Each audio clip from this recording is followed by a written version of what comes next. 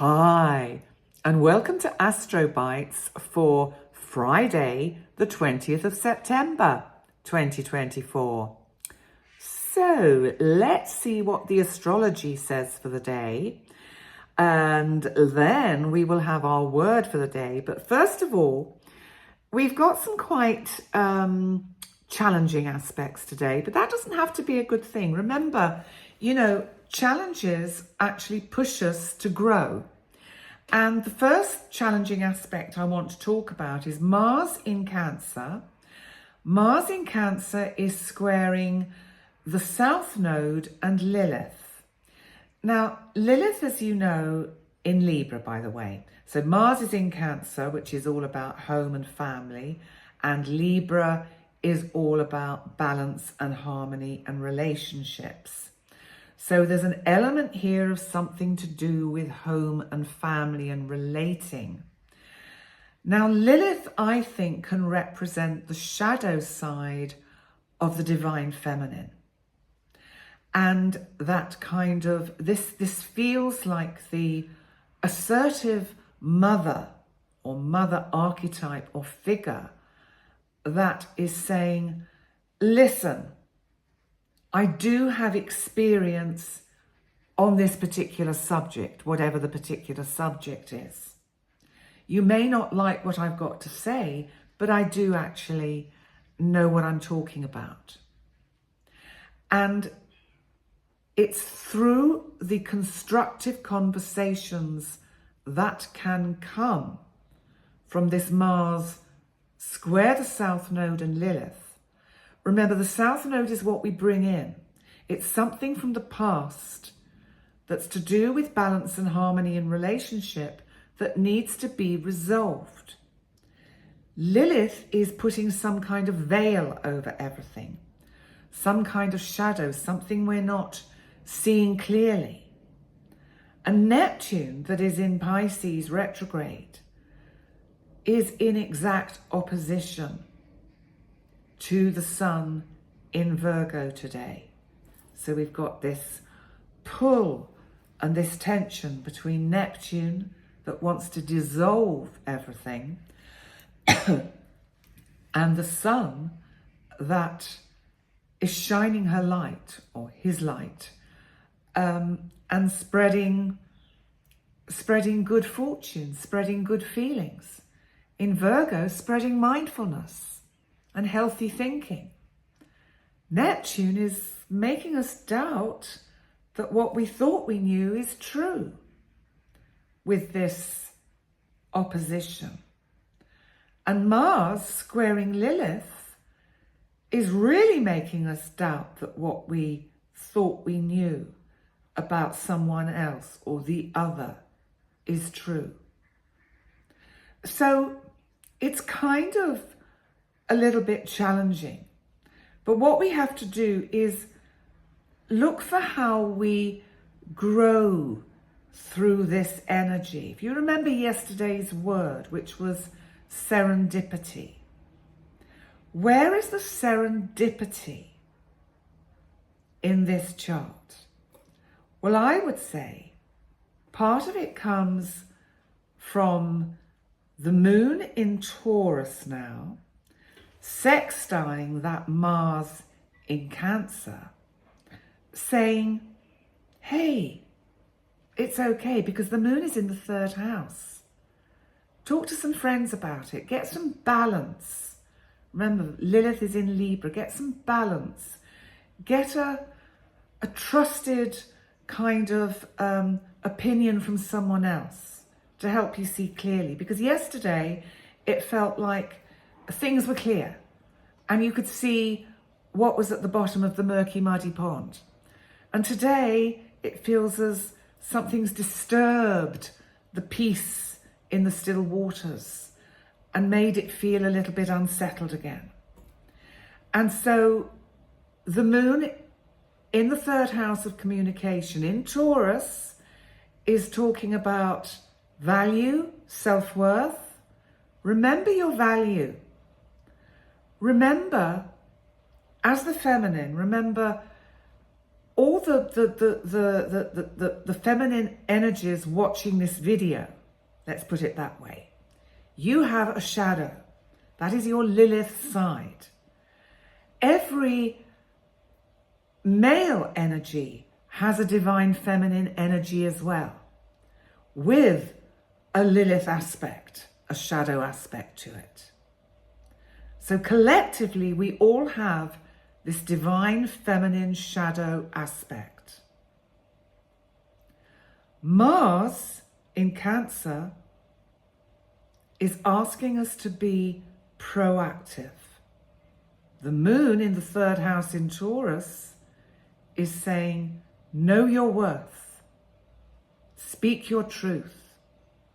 Uranus in Taurus in the fourth house brings in the serendipity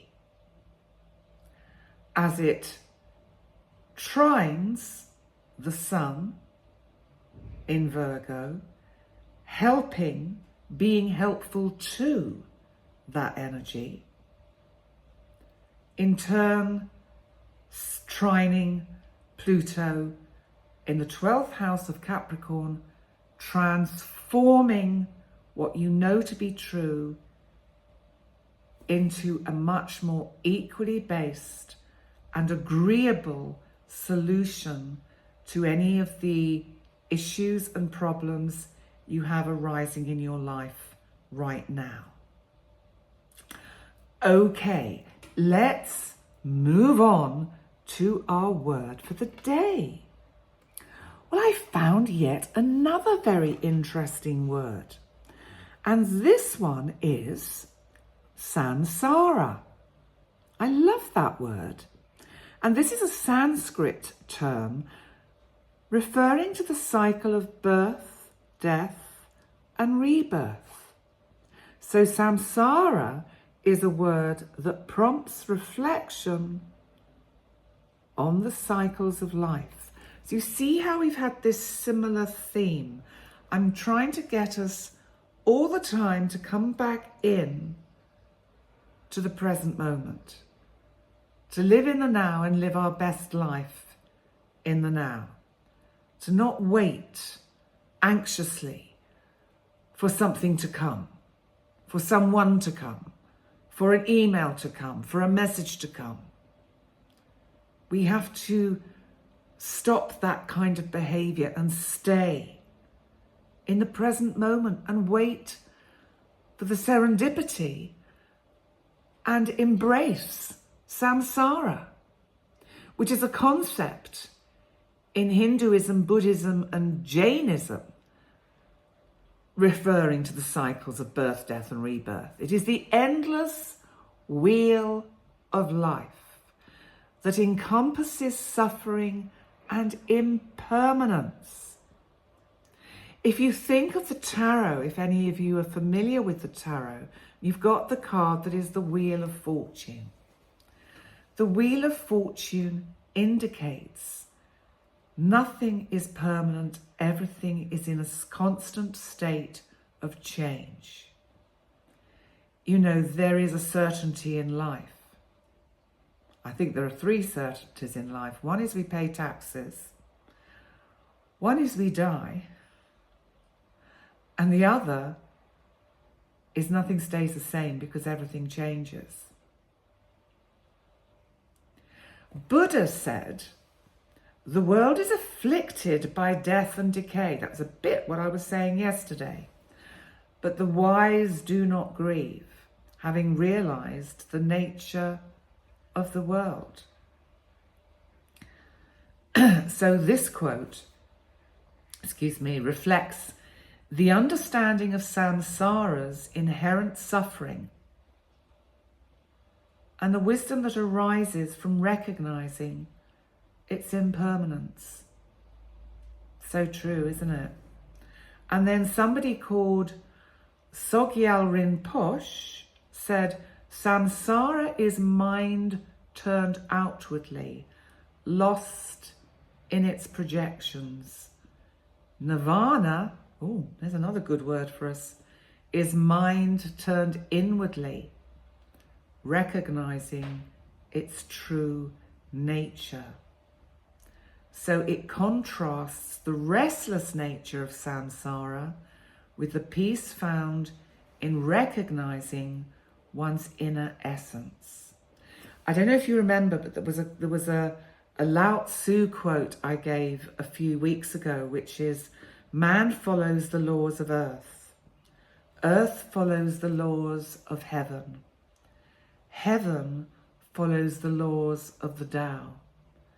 And the Tao follows the laws of its own intrinsic nature.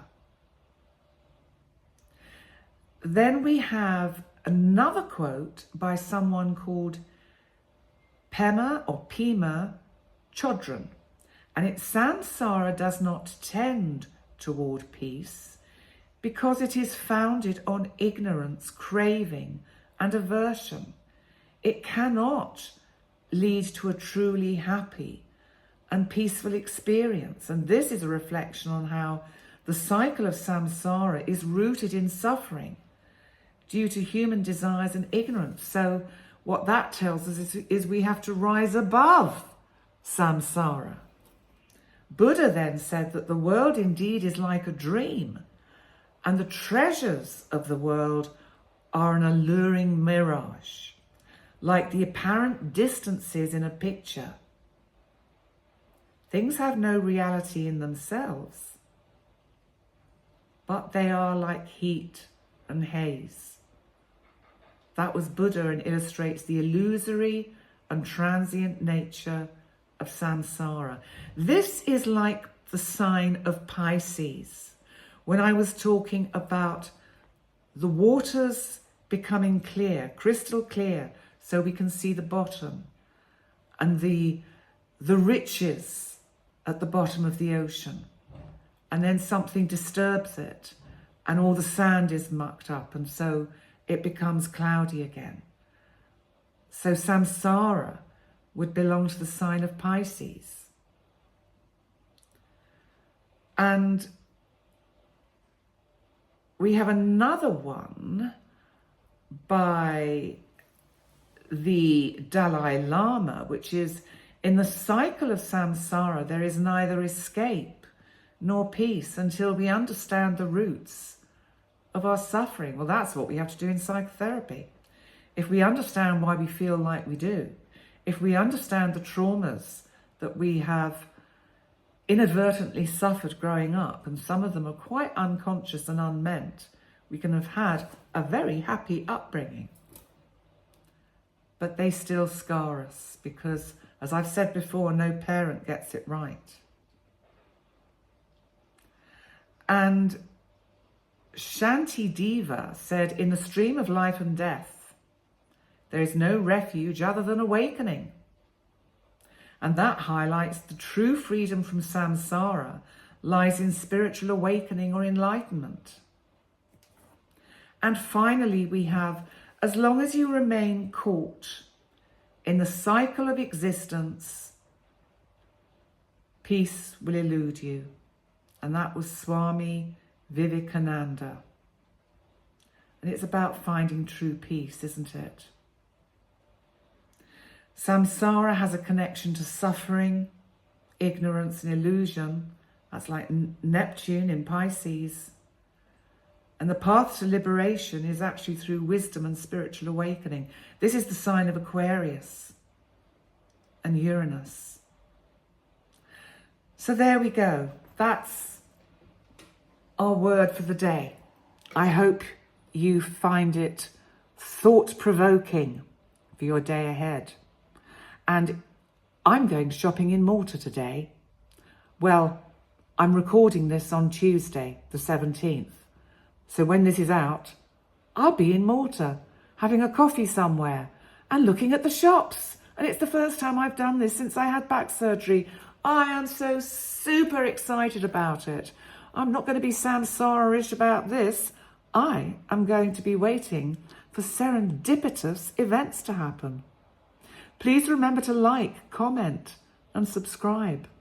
And I look forward to seeing you tomorrow for yet another Astro Bite. Bye for now.